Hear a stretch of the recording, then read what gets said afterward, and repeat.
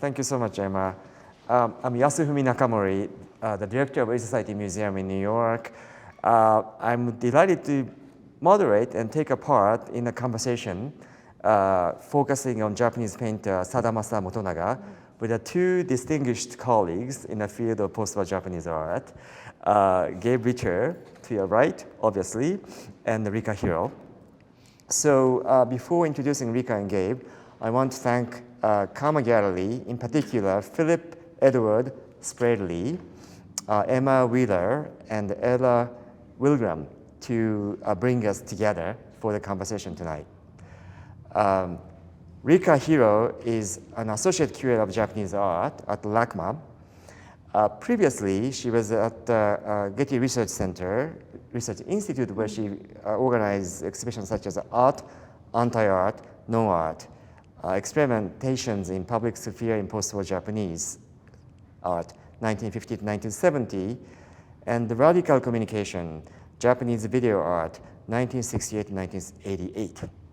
Her publication includes Bruce Yonemoto, Made in Occupied Japan, in Review of Japanese Culture and Society, 32, and the chapter, Transporting the Undocumented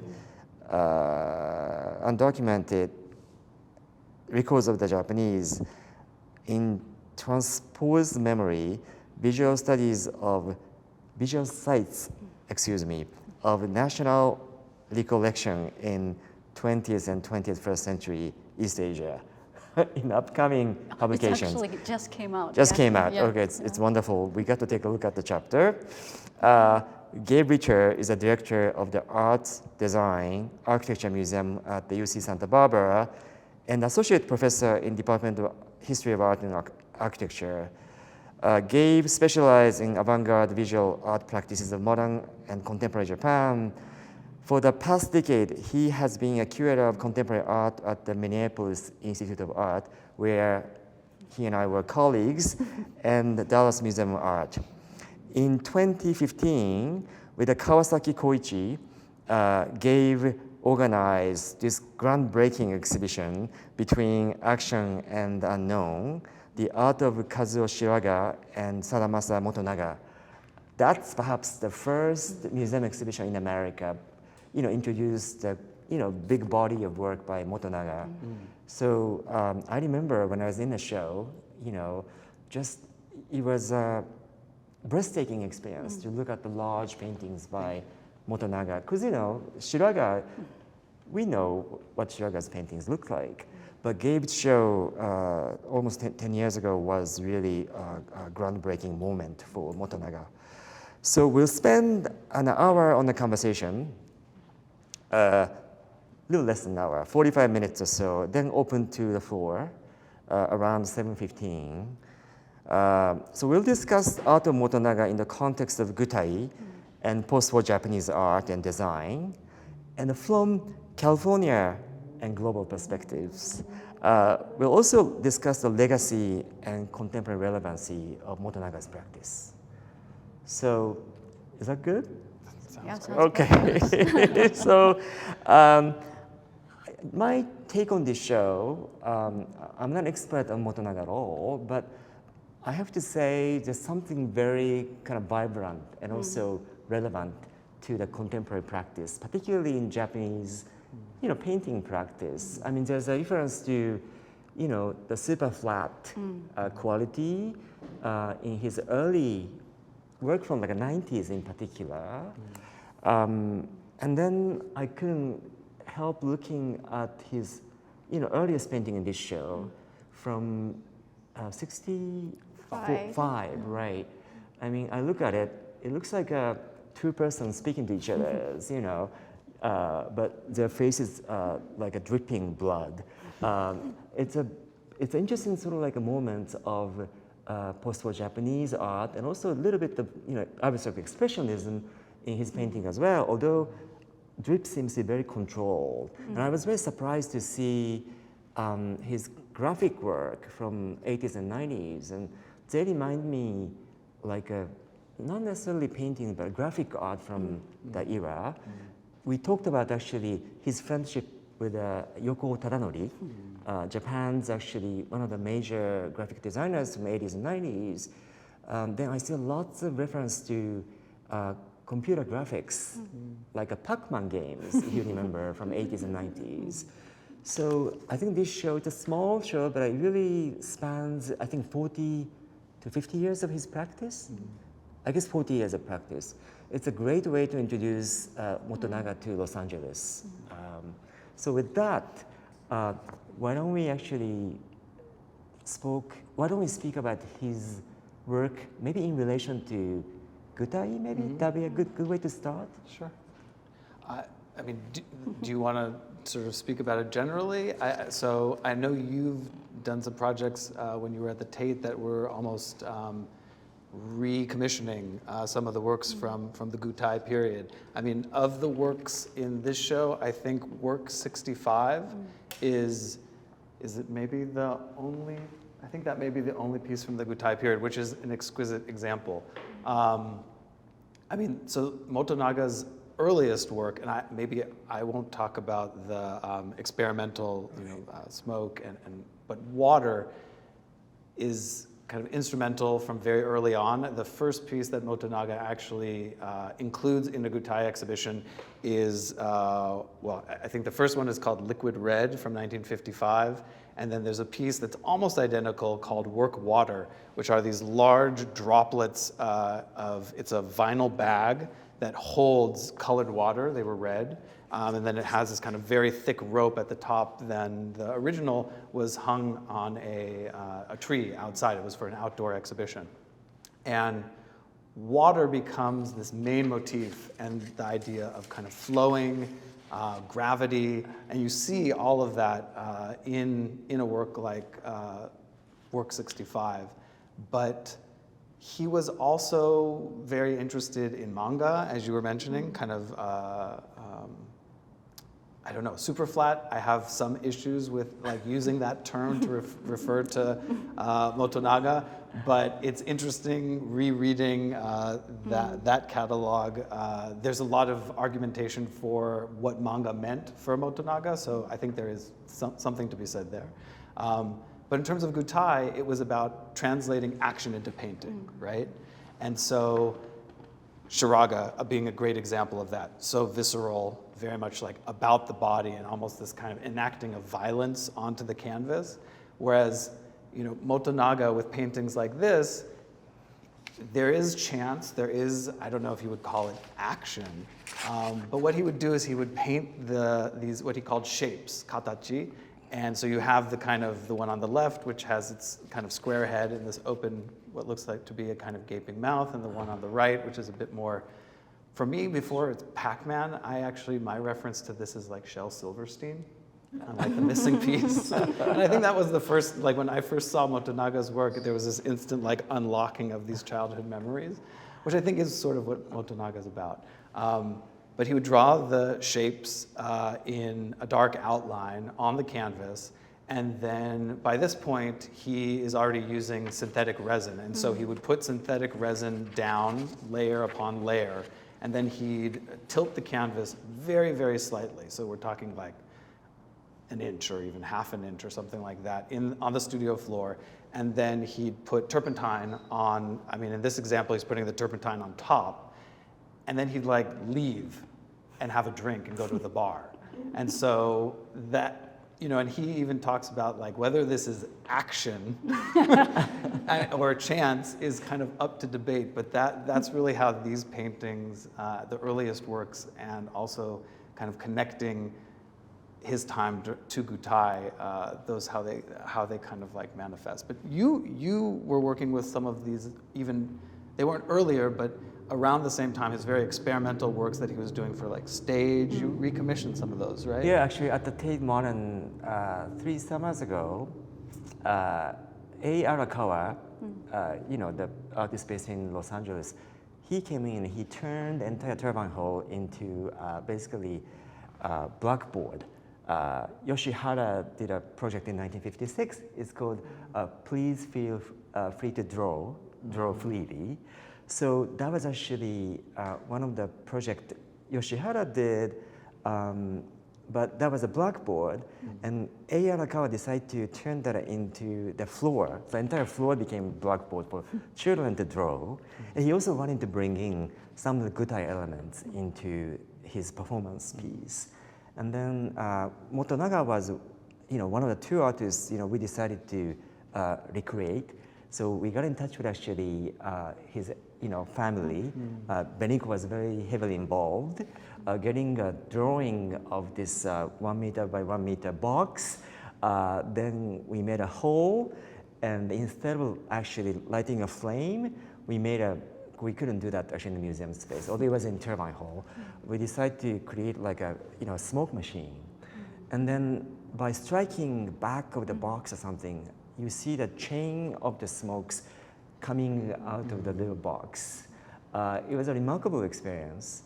And, but also it's very smart of A. Arakawa, who wanted to give a new life to the Gutai performance and some of the paintings even. So that was kind of my experience, actually 2021, looking back, something done almost 6 years ago. So I have a quick question about the smoke piece. I remember seeing some photos of I don't know if it's the original smoke one, but there was a lighting involved. Right. So that kind of like, bright color, use of a bright color for Motonaga seems to be, there from very early on. That's right. Reflected onto tinting either water or smoke with a color. Yeah. I think that's something he's been doing. Right. It's like mixing the kind of natural phenomena of water, gravity, in this case like smoke, but there's also this other kind of formal element, like color is obvious. I mean, color is so present in these works. I think the one you're talking about was the Gutai performance. I don't know the full name, but the performance they did for stage. And I know, not allowed in museums, but they used flares. And so they would take the box and they'd light a flare, and then he would like smack the back and it would put these rings of smoke out. And he said by the end of the performance, everyone had to like leave the theater because they were choking on the smoke. Yeah, there was such a kind of visceral physical effect of that. Not just the artists, but primarily the audience, that they almost suffocated themselves so that they have to move out of the theater immediately afterwards. I think, Gabe, your essay or the other essay, your catalog is so instrumental learning about Motonaga's practice. But one of the essays said Takiguchi Shuzo, very important Japanese surrealist and poet, called Motonaga's painting capturing state of becoming or crystallization of the possibility, examining space between kind of liquid and solid, tangible and intangible. So things like water work or smoke work, is in a way embodying that concept, isn't it? Yeah, and I think it's interesting. So for those of you who are either familiar or not familiar with Gutai, Gutai also had a publication that was circulated globally or internationally, I guess. And Motonaga, I think, he didn't contribute that much, but he writes, I think, about 3 pieces for the Gutai journal. And the first one is called The Unknown. Right. And it touches, I think, on, I don't know if it's directly this kind of surrealistic place that, Takiguchi Shuzo is coming from, but he talks about the unknown. First he says that I am the unknown, and that he's like unknown to others. But he talks about the unknown as being synonymous with natural phenomena, and that we as human beings come into encounter. I mean, he doesn't use the word encounter, but we meet, we experience, maybe is a better word, these phenomena, and through, I mean, he's channeling it directly through like Gutai and the practice of like creating painting and what he calls through beauty of these artworks, that we come to understand the unknown. And I think that it relates to these natural phenomena, and also knowing one's place in the world. And this is the first thing he ever writes for Gutai. The second one is about self-complacency, and it's not very compelling. But a large piece that he writes later talking about, and I think this does have a sort of sense about surrealism, there's this like obscure theory, it's called the Oparin theory of art. And this was some, I don't know, some theorist about the origins of life. And so there is this kind of sense about looking at like the microcosm, looking at the macrocosm, Right. and also looking at these ideas of evolution. For him, it was about evolution as it relates to humans' ability to comprehend beauty. And I think that connects with nature and all of what you were describing. I wonder his way of looking at the world, looking at the nature as a kind of core of his presence. I wonder it may have something to do with actually the place he grew up. He grew up in, you know, kind of in the middle of nowhere in Mie Prefecture. Iga Ueno is a pretty kind of mountain, I think, if I'm not mistaken. Yeah. That's where like a Mariko Mori, you know, made a video of, you know, those actually videos, you know, she's like searching for, Herself. yeah, like a goddess or something. Oh, right. So it's a very sacred space in the mountains. I wonder, do you have any, did you do any kind of biographical studies of the artist? So he does speak about, and it's in the literature too, that the earliest paintings, which we don't have like there's not an example of directly, but you see some of, so the earliest sort of vertical forms, they're just these very simple mounds. This is before he was using resin. And the first painting he does that is abstract, the earliest work are actually nudes. But even then, which is I think interesting, he has these like, I think like there's one title that's like Nobiru or Nobiteiru Onna, so like these stretching, like he's stretching the nudes. It means like a stretched nude woman or something. So he's sort of playing with these forms.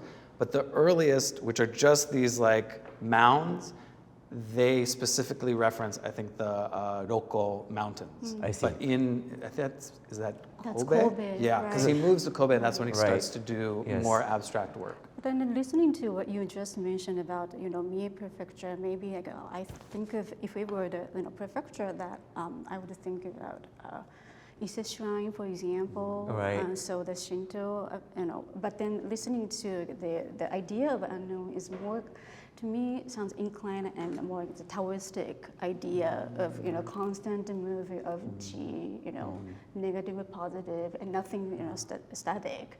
And then it feels like Motonaga's idea of becoming, but never stay the same position, seems to be more, you know, in line with the Taoistic idea. And then certainly we see a lot of the elements of floating never stops. Yeah. And smoke and water always Yeah. flows. And then also there was some stories of even water drops and, you know, hung in the pine tree that constantly moves as Sure. well. So The there's floaters, a movement. Right. floating. That reminds me of paintings by Ashley Goki. You know, kind of biomorphic, kind of floating bodies. I don't know whether, you know, he may have looked at Goki's paintings. I mean, he was in New York, right? Yeah. In '66. Yeah, he was in New York 66 to 67, I think, for Yeah. like a year. I don't know what he was seeing. I was trying to read back through material. I mean, so he was, because of Gutai, already sort of friendly with people like Robert Rauschenberg and who's the other individual I think who... Sam Francis was also. Sam Francis, yeah, and Never saw New these were York, people he like reconnected with when he was in New York. I see. But I don't have an encyclopedic memory of this, but he wrote kind of a journal of his time in New York for a local paper, and so he was going and seeing all the galleries, and he was sort of reporting back to a Japanese audience, like, here's what's happening in New York, here's what's happening in the gallery scenes, this is what it is like to live in New York. So I don't, like, that name doesn't come up, but that doesn't mean that he didn't see it. He was, though, like you mentioned, Tadao Yokonori. He was connecting with a lot of either other Japanese artists who were living in New York. That was, I think, his clique, like who he was connected with. One thing I thought of in terms of this, like, you know, the constant movement or the constant changing you were talking about, also is So the impresario behind Gutai is Yoshihara Jiro. Right. And he was like a taskmaster. He kept pushing the students and the members of Gutai to constantly create something new. And I think part of that, like, the need to kind of literally like produce work and keep changing also maybe comes from that. I gather he was a difficult teacher. Yeah, a lot of the Gutai members talk about that. Yeah, the pleasure that they got from Yoshihara. But then the change. Speaking of the change from the dripping style to airbrush, and you would be the perfect person to be able to tell the story of that change in technique. So you were mentioning in New York. So he goes to New York, and in '66. He can't find those paintings. He can't find these resin, synthetic resin, or their enamel that he was using in Japan. And so, and he had already by that time, and this is through, so like Gutai and Yoshihara connect with Tapier, Michel Tapier, and then through Tapier they connect with Martha Jackson Gallery in New York. And actually I think Motonaga is the first, don't quote me on this, I have to double check, but he may be the first Gutai artist to have a solo show at Martha Jackson. Really early. And while he's there, he can't find these paintings, and so I don't know the name of the painting store. I'm sure somebody could like pinpoint this. But Martha Jackson introduces him to a painting store that's being used by Sam Francis, de Kooning, and Warhol. And he gets into these pigments. Actually, these two are really good examples. So it's like a Liquitex, and he starts to experiment with airbrushing. Right. And so the one on our far left, your far left, our far right, you can, like that edge, that kind of like feathered edge, the same thing here, this kind of like glowing phallus, I don't know what it is.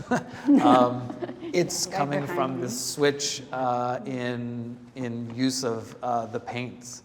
And interestingly, some of the literature talks about these as being more like manga inspired because they become more like characters. I read them as almost like eclipses, sort of sticking with that natural element. And you all were, you can help translate because I don't remember but this one, the title is like an onomatopoeia, right? Like a hua or something, that is smoky, something floating, Hoa fluffy hoa. hua. Yeah, It's like hot air coming out. Yeah. Okay. Yeah, like a fluffy floating hot air or something. And that, I think, also comes, at least early on, from his time in New York. So when I don't remember, he stays in 2 studios or 2 apartments, but the second location, the floor below him is the poet, Tanigawa Shintaro. yeah. And they start to collaborate and as an influence from Tanikawa, he starts to use these automatopoeias as titles. And I think they become then more like descriptive, more playful, because during the Gutai period, they're all work, like sakuhin, or work. So it's interesting, like New York becomes this really big shift for Motonaga, not only in terms of the paint, the material he's using, how he articulates forms and shape, but also the way he starts to title. I think it becomes a very like liberating moment. He's able to be more an individual and not under the umbrella solely of Gutai. I mean, then, within a few years, he left Gutai, right? Yeah. That was before Gutai dissolved. Yes, he comes back to Japan, and then for Expo 70, he's like the coordinator of some big, I think, stage Gutai show. Matsuri? Yeah, and I gather that he didn't get paid what he thought he was owed or something. There was something that was going on there, and he left Gutai earlier, but then Yoshihara dies only like a year later. Because you mentioned about Expo, I mean, also his work, like a work like this reminds me some works by Yamaguchi Katsuhisa, right? He was a part of the Jiken Kobo early on, and I think he became sort of like a, forerunner of media art in Japan. incorporating a new material, plastic. I remember vinyls and with a really kind of bright primary colors. But then that part of the amalgam of technology and the art and technology and the material was also part of the Gutai practice. From Yes. early on, like, automated slideshow that Shimamoto used, and then some kind of like a noise or chance music. I'm very curious about actually the Gutai Motonaga, but also Gutai's relationship with actually artists in Tokyo Right. in 50s and 60s, right? Yeah, someone 'cause like he's- Jiki and Kobo is certainly, I mean, they existed around the same time, earlier. And he has some solo shows in, I think maybe it's like Tokyo Garo. That's right. Early on. And that also created a lot of friction between him and Yoshihara because Yoshihara didn't want him to do the show, I guess, because it was sort of him branching out from Gutai and making more of a name. Like the student was sort of surpassing the teacher. But it's interesting, it would be interesting to look at like the reviews, like what was the response to his work being like very much a Kansai artist showing in Tokyo. I don't know what the like response was.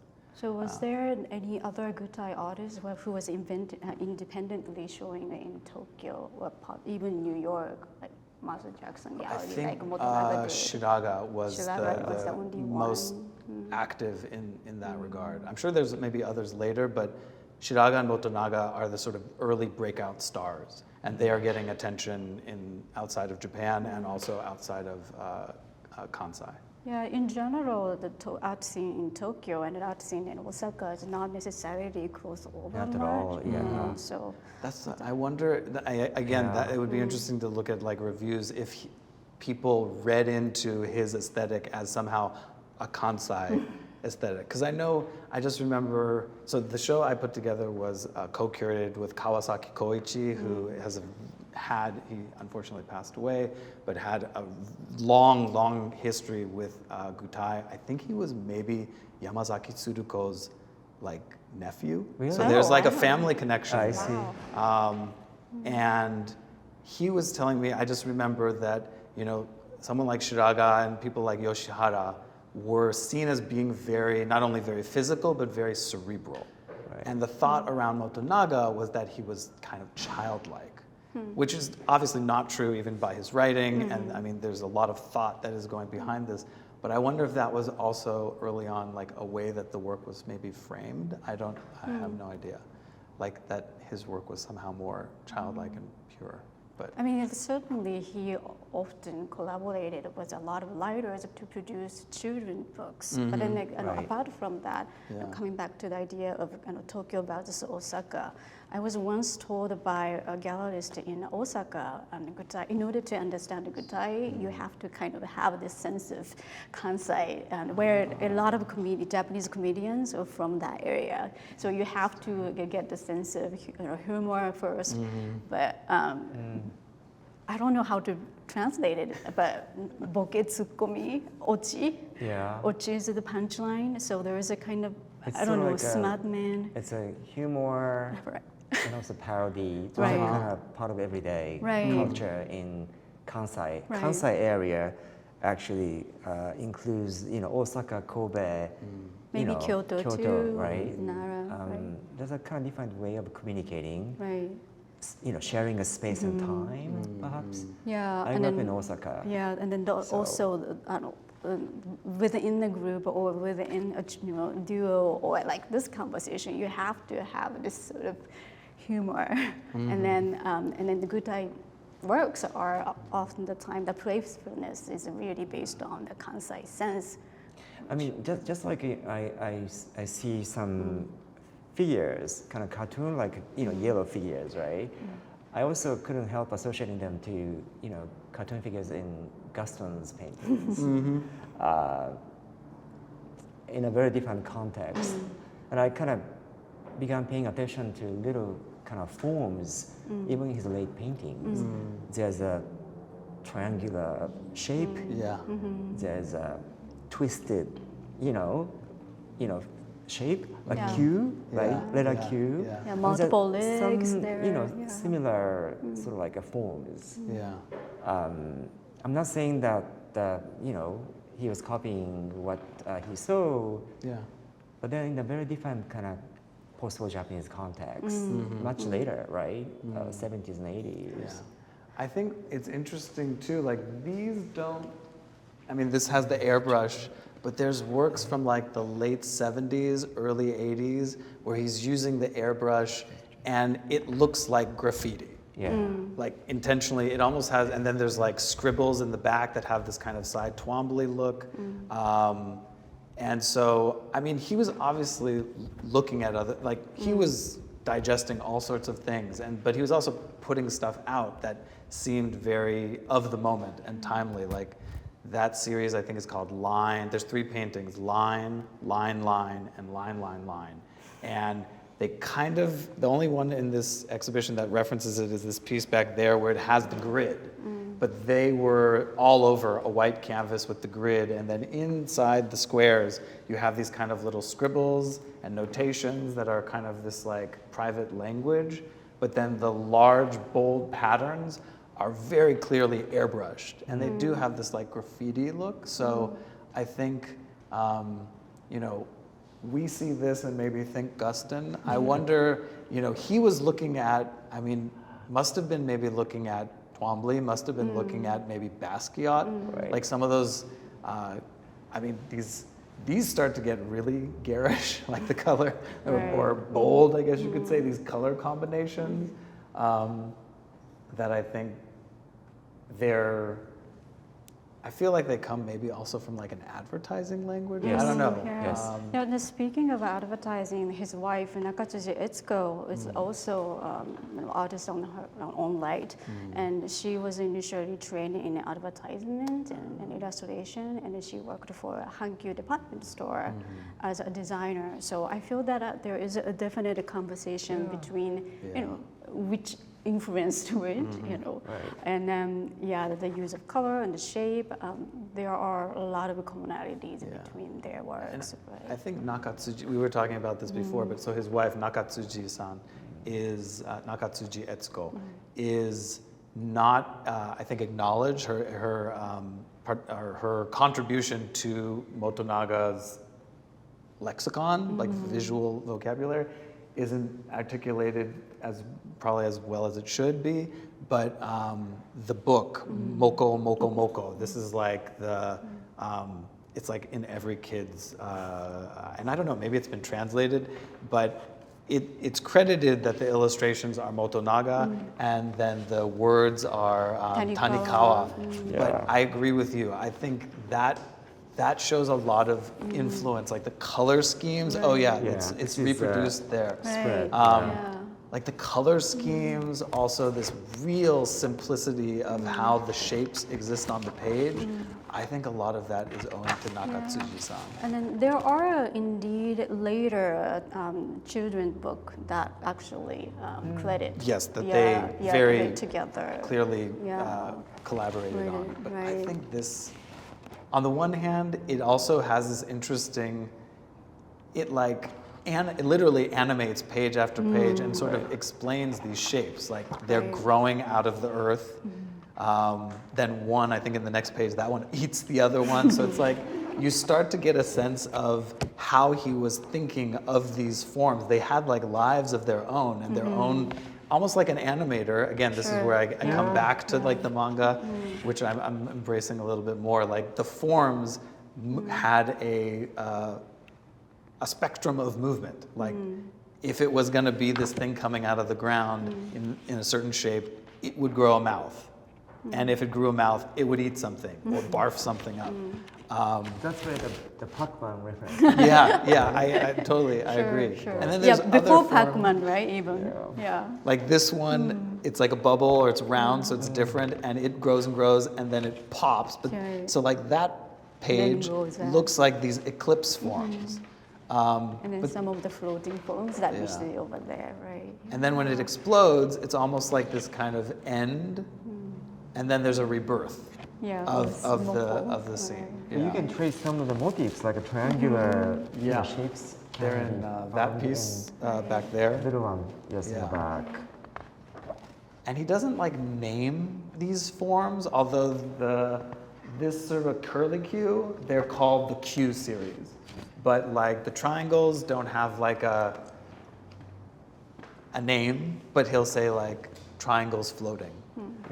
But that even the Q series is no attached meaning or anything, right? No, It's not really. just a shape Yeah. Yeah. of it's letter interesting. Q. Yeah. That's why I think that Moko Moko book becomes a kind of like blueprint. Like as you read it, you get a sense of how these shapes Right. operate in his imagination. Sure. Yeah.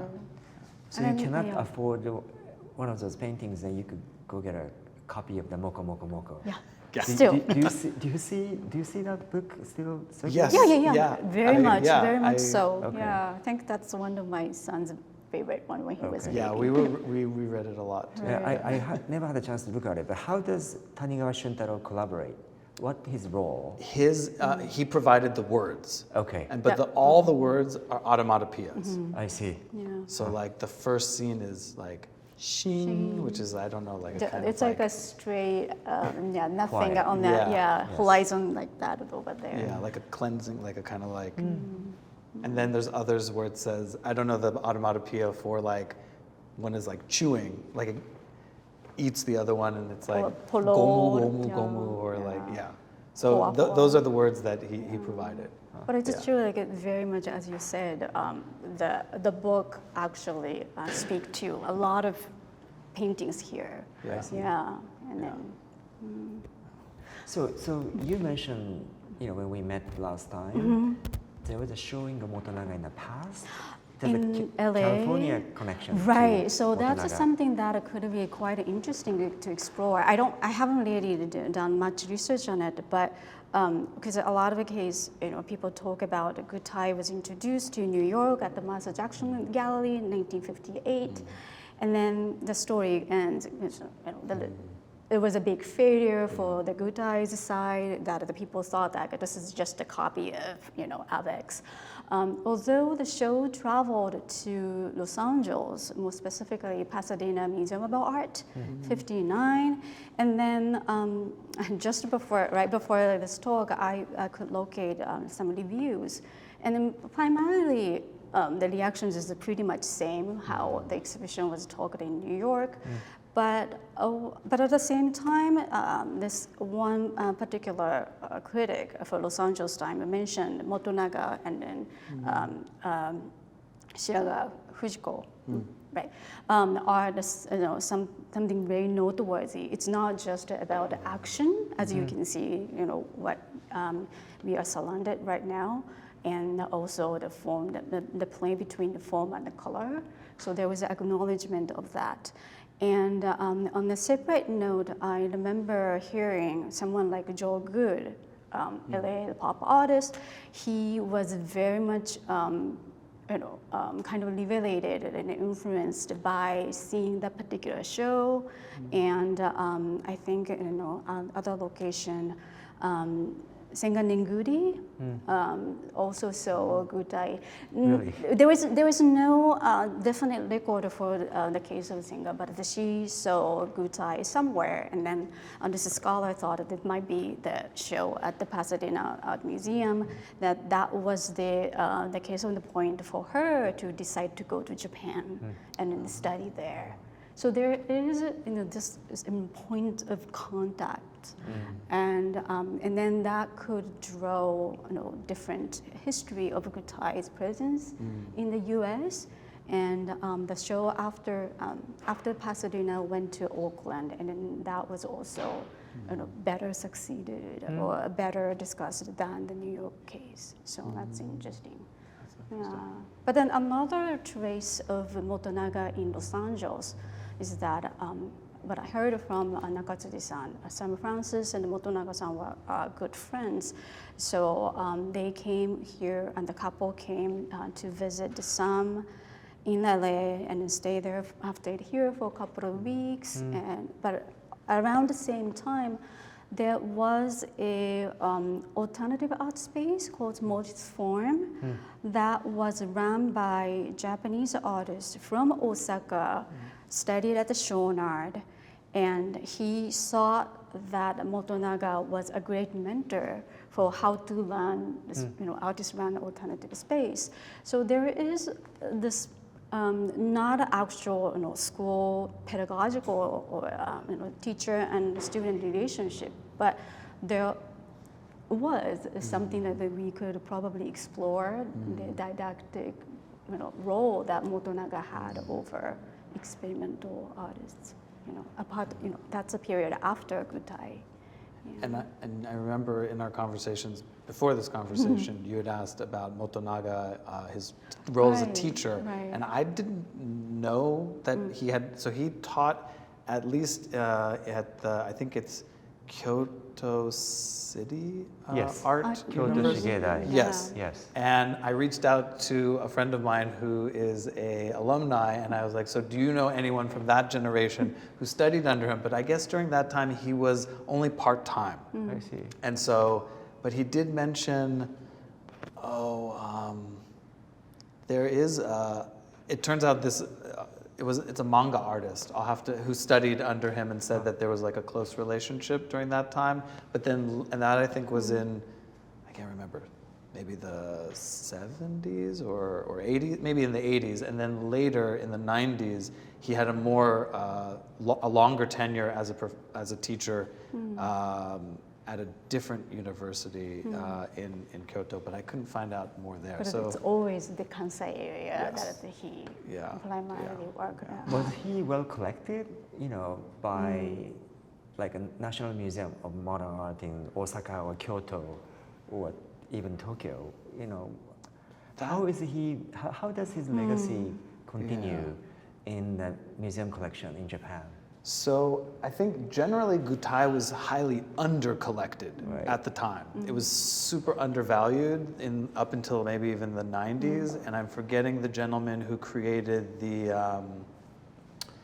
main body. Is it at the maybe Mieken? I could be wrong. I think his name is I'm forgetting the last name right now, but he built like this major collection in the 90s and then donated the work to, hopefully we can find it later. I think Motonaga's work is definitely, because of the relationship that in Japan, sort of wherever you're born, you have that kind of, there's like a relationship with the prefecture. His work was maybe being collected by the Mieken Museum, and I think they later do maybe an exhibition, a big exhibition later, like retrospective or survey. But I mean, the works that become much more playful like this, they also exist as,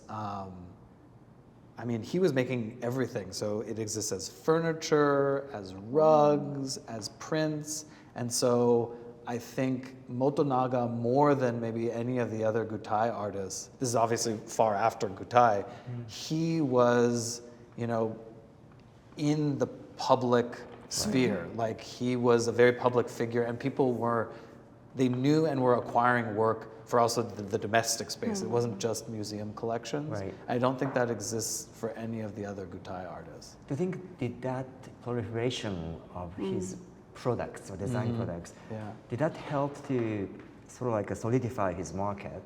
Or I wonder what is the impact of such a popularity in the I public think it sphere? solidified his reputation.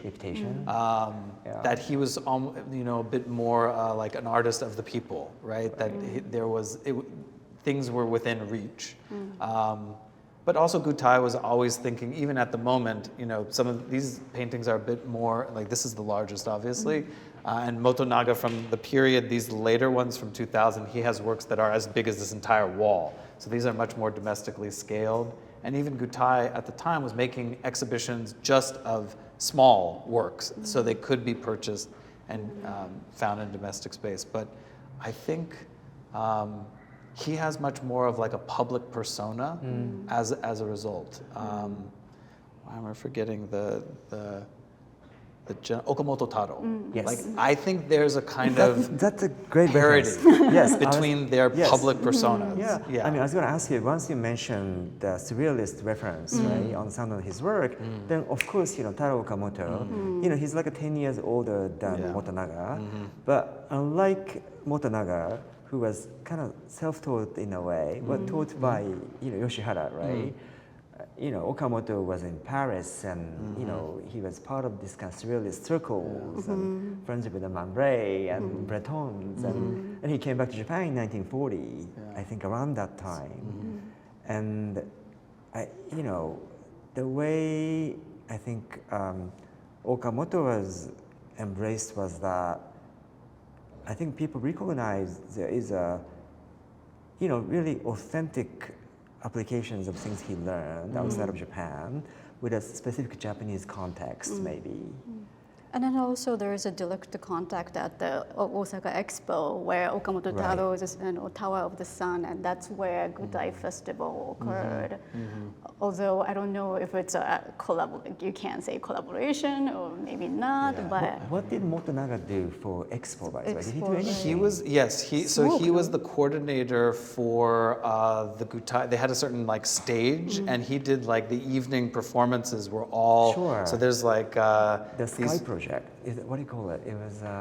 I don't remember the room. Lots of kites. And there's also these wild, festival. they're called spanglers. These, they look actually, I guess this could be a reference, actually could be an early reference to it. They're these dancing phalluses that are covered in glitter that he made. That was part of one of his contributions to Expo 70. They really do actually look like this. They were red and they were very shimmery. I don't think they had the green halo, but what a vision to think about the multiple large phallic-like objects dancing around, and with glitter. But I think I don't know how that is sort of Okamoto Taro through the he was giant. That's imprinted on a Japanese public. But I think Motonaga, for sure, more than any of the other Gutai artists, his career and the way he's remembered after Gutai is, I think, more like an artist of the people in that same vein. It's interesting, in writing, that at least what I've read, they'll look at someone like Miro as a reference for some of these, forms. Sure, I could see but that. I don't see a lot reference to Okamoto Taro. But I think the color palette and the literally explosiveness of some of the forms and color, I think there's more to be explored there. Was there a number of actually distinguished colleagues in the audience? Should we just open it up and hear your thoughts? Mika, any thoughts? Any observations you could please share with us? Before you go, can I hand? Thank you. Everything that you've covered so much ground, it's hard to pinpoint exactly what to focus on. I mean, my initial interest was really what the transition was between, the Gutai into these more graphic elements. But today I see there is this integration with it's really contemporary to me and palpable, the way that, and even also there's this reference to film, to music. I mean, the Yoko Tadanori reference, I think, with the albums, and I don't know, just there's something that's much more beyond just fine art. Right. And I wondered if there was any relation to the visual. And then one specific question I had was 1966, there was this unrealized festival in the Netherlands that where a lot of artists from the Zero group in Germany and in the Dutch Null, and the only Japanese artists that were invited to this festival was Gutai and Kusama. The reason why I know is because, worked on Kusama, and it was all these kind of fantastical projects that were immaterial and smoke, mirrors, light. And I wondered if there was that Motonaga ever, talked about that because that convergence, within Europe, the transnational discourse is so interesting to me, and your discussion about his kind of attraction towards the unknown, the kind of non-physical, the act of becoming, like those, I think, have a lot to in reference to that moment. So. Any comments? Back to Mika. I think, I don't, this is not like it would be interesting. I don't know like Motonaga's connection to like intermedia. I don't. Yeah, certainly. But I think at least the way that Motonaga is kind of historicized, it feels like there are two Motonagas. There's the experimental, immaterial Gutai Motonaga, and then there's like this, which, and that was one of the things that was fun about studying him, because I think to our contemporary eye, there's something about the, maybe 70s onward that feels very contemporary, and I quite enjoy these, but I think for a certain community or a certain audience, this is, like the blinders are on. They're like, Motonaga only exists through this lens of a kind of dematerialized aesthetic. But it's so interesting that for him, again, going back to like this notion of like fluidity, they're just two sides of the same coin. I think he was very comfortable in both, like both these realms. And I think maybe as a result, he also, I don't know if more than other Gutai artists, but he was showing some of the groups that you were mentioning, he was showing all over the place and being included in biennials. So he had, for this being the first West Coast exhibition or West Coast solo presentation, I mean his CV is exhaustive and it's international in scope. But I'm glad, even though it's taken maybe a long time, it's great to see like a contemporary audience like being introduced / like embracing Motonaga. Yeah. Any other comments, question? Yes. Thank you for being here. I've never heard of Motonaga just through Karma, so this is very, very inspiring. I am so curious. So these in particular remind me so much of Indian tantric art, mostly, specifically yantras. Sure. And a lot of the kind of feathering where a lot of yantras are kind of enveloped with like a halo of light. Yeah. And they were often or always used for spiritual practice, specifically meditation. Yes. And I just can't help but wonder if there was any reference to that anywhere. And I know this is a slightly different body of work, but the triangles are also very apparent in yantra and tantric art. Yes. So yeah, I didn't know if there was any reference to that anywhere that you know of. Excellent question. Yeah. Not that I know of, but my knowledge is like, it's not exhaustive. But that's a really, they exist also as these like celestial, phenomena. So in terms of the actual connection, I don't know, but there's maybe something there. Yeah. I'm so curious. The artist, graphic designer we made a reference to, Yoko Tadanori, I think he had some exposure to tantric art. Right. So, it's possible, maybe it's just something, tantric was in the air of the conversation. I don't know what's his really, what kind of exposure to. And to the sense of maybe religion, or artist being a creator, right? His way of looking at the nature, for example. He definitely talks about the artist as creator. Isn't it? Yeah. No, I think that's there for sure. Yeah. Where we would say that like is grounded in like a spiritual or religious practice, I know very little about. But he does explicitly speak about like the artist as creator. Yeah. Yeah. What about actually? I know Shiraga was into esoteric Buddhism, Right. Yes. right? Yeah. And he becomes a monk. Yeah. Yeah. I wonder any conversation between two artists? I mean, on this. The two of them. Yeah, in Oh. particular. I don't know. They were interesting as a pair because they were highly competitive, but they were also really close friends. There's a funny story that I was reading in preparation for this, where when Motonaga was being considered to join Gutai, it was like Shiraga was part of the kind of deciding committee, Yoshihara was part of it, and I guess Motonaga ate something and like got ill, and they said that Shiraga poisoned him because they were being so competitive at the time. But I mean, I don't know. There are one thing that I could never. We found Kawasaki-san and I found in the archives, I think at maybe Ashia. There's like a performance that Motonaga and Shiraga did together, where they like square off with these like stabs. So, but it was like a play.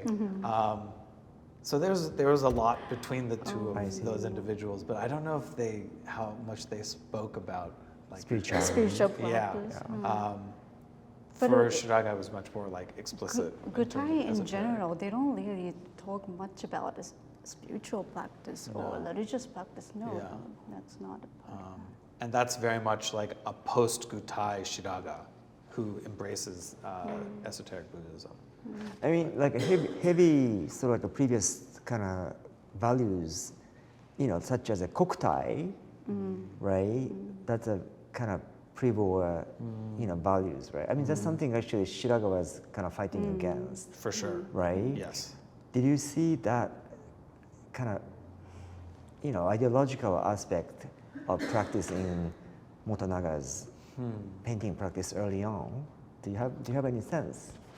It's not as explicit as Shiraga. Shiraga is like, both in terms of like the bodily kind of grappling with this post-war, trauma and the kind of wrenching away of Kokutai and the imperial, like the emperor's role as God. His practice and also the way he is actively writing and kind of contextualizing his own practice speaks to that, I think, very closely. And Motonaga's is, I don't see that in the record. But that could also be that they were, their personalities. I think, yeah. That's interesting to think about. Yeah. Any question? Any comments? Yes. So I guess in relevance to like his practice of, or I guess like what you were talking about in terms of like the artist's encounter with like the unknown and trying to like interpret that in the form of art. And given the context that he was like, a post-war artist and has seen like a lot of travesty and things that, or horrors beyond his comprehension and all these things. I'm wondering if there's any sort of room to maybe interpret some of his work in relevance to like the sublime or ideas of the sublime, right? And in the sense that maybe like the Kant's idea of like maybe like the dynamical sublime, where it's more of like physical, like, or one's encounter with like nature that's like way more, like too much information for any one person to interpret, or maybe even like more conceptually, I guess, like ideas of the infinite, or I guess like the sort of like in between space of like that feeling that you get when you encounter something that's like beyond your comprehension, or something that is the unknown.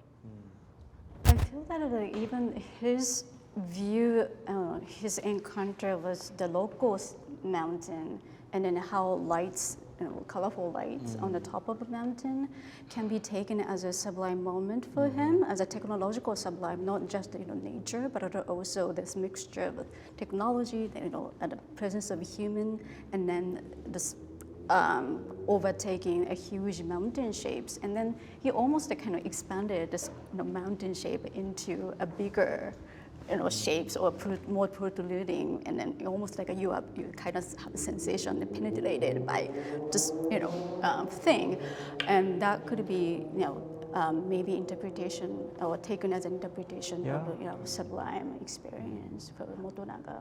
And I think that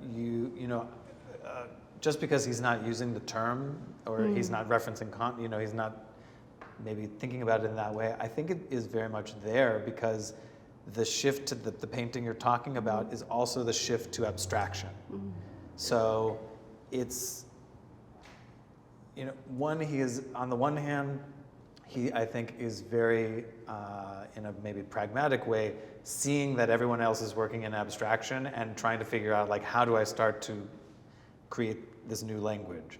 But I think it comes from that encounter with potentially the sublime, where it's something that he sees this vista, and it is this breakthrough moment for him that can only then be articulated through abstraction. So I think there could definitely be some traction there. Yeah, that's an interesting take on it. Thank you. Sure.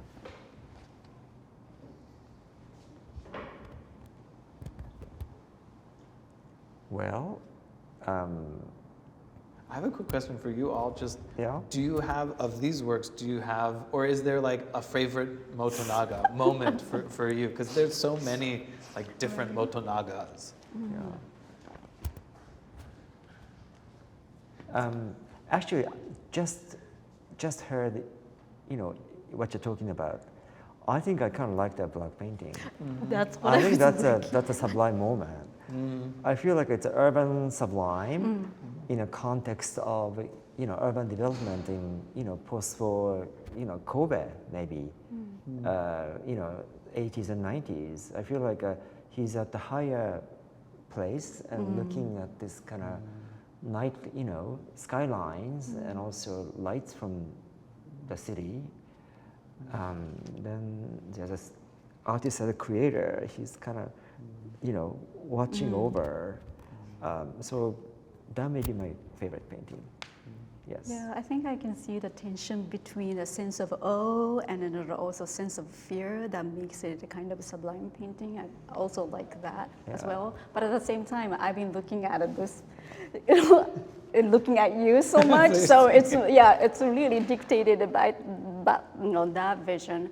But I also like that painting over there that sort of kind of closes his earlier practice and the later practice, but also the smoke that he did early on. So the sensation of something floating, white one, feeling of lightness there.